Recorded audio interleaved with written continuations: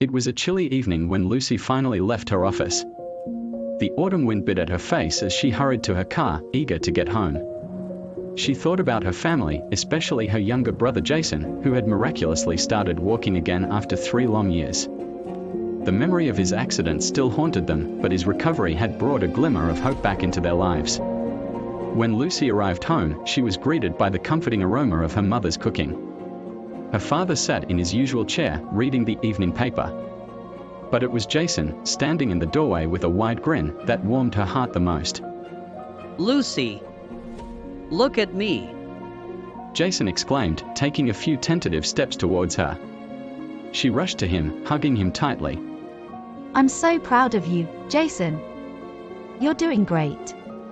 The next few days were a blur of happiness and routine.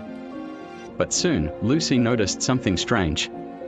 Every night, at exactly 2:31 a.m., Jason would get out of bed and walk to the living room. He stood in the corner, motionless, for precisely 3 minutes before returning to his room. At first, she dismissed it as sleepwalking, but curiosity gnawed at her. One evening, she decided to confront him. "Jason, do you know you walk to the living room every night at the same time?" Jason's eyes widened in confusion. "I don't remember doing that. But Lucy, if you ever see something, promise me you won't be scared."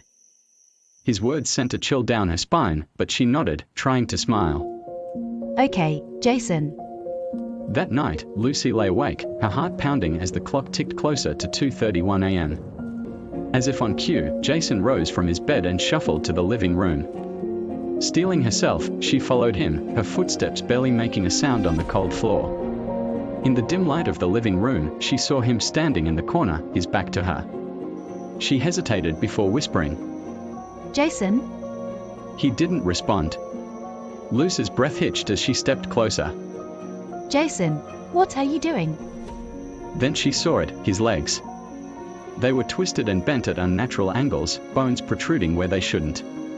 A strangled scream escaped her lips as Jason slowly turned to face her, his eyes wide with fear and pain. "Lucy, don't be scared. He whispered, his voice trembling. I can't stop it. They're making me do it." Tears streamed down Lucy's face as she stumbled back, her mind racing. "Who, Jason? Who's making you do this?" Before he could answer, a cold wind swept through the room, extinguishing the light. In the darkness, she heard Jason's voice, barely a whisper. "They're here." The next morning, Lucy woke up in her bed, unsure if it had all been a nightmare. But the fear in Jason's eyes haunted her, and the mystery of the midnight steps remained unsolved.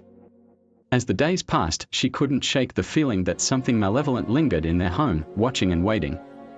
And every night, at 2:31 a.m., Jason continued his eerie journey to the living room, leaving Lucy with more questions than answers, and the unsettling feeling that the true horror had yet to reveal itself.